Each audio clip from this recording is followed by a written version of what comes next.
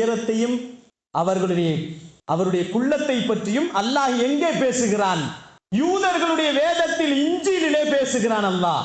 அவர் எப்படி இருப்பார்? குட்டையாகவும் இருக்க மாட்டார், நெட்டையாகவும் இருக்க மாட்டார். அவர் நேர் வாங்கு எடுத்து தலை சீவி இருப்பார். நேர் வாங்கு எடுத்து தலை சீவி இருப்பார். 2 பக்கங்களும் அவர்களுக்கு முடி தொங்க விட்டுப்பட்டிருக்கும் என்பதாக சொல்லப்படுகிறது. அவர்களுக்கு சடை போடும் அளவிற்கு முடி நிறையாக இருக்கும் என்று சொல்லப்படுகிறது. அவர் வெண்மையாக இருப்பார். அவர் ஆடு மேய்ப்பார். ஆட்டின் பாலை அவரே கறப்பார். அவர் கழுதையிலோ அல்லது கோவேறு கழுதையிலோ சவாரி செய்வார். இவைகள் எல்லாம் இஞ்சிலில் பதிவு செய்யப்பட்டிருக்கிறது. இப்படிப்பட்ட வரக்கூடியவர், அவரின் பெயர் முஹம்மத். அவர் சிலைகளை அகற்றுவார்.